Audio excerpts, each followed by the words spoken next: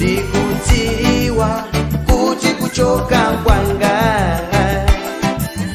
ai moyo kuwawa,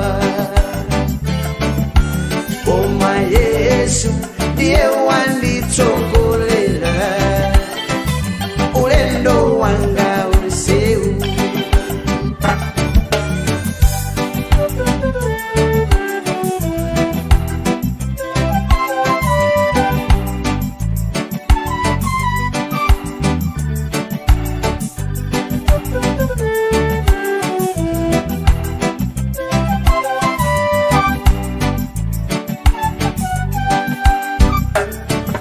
Tsekani maso kuti tipemphere Mulungu wathu atsogolere, tionana mawa mugone bwino, kutsanzikana kudali komweko,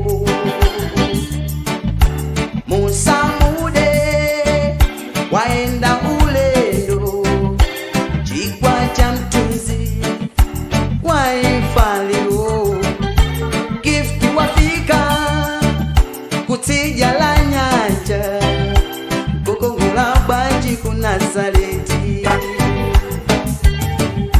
Ndatseka maso angaine mudziko la uchimoli, ulendo wanga ni walero kupita kwa Mungu wanga, ndikutiwa kuti kuchoka kwanga ai moyo kuwawa, koma Yesu ndiye wanditsogolera ulendo wanga usewu.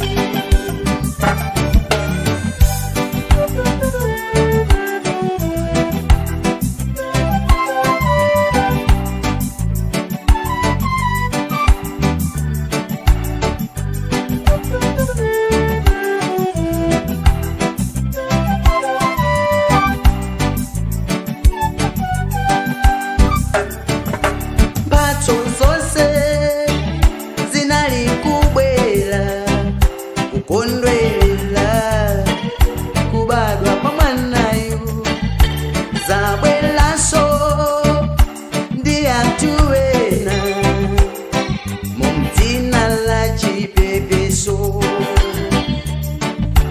Mulungu wanga timasuleni ife msinga zaifaliro, dzina lanu likwezeke, kufuna kwanu kuchitidwe.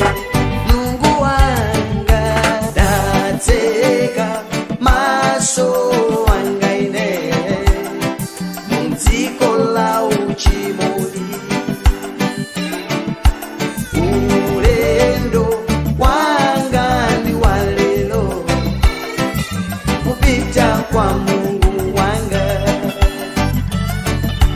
ndikutiwa kuti kuchoka kwanga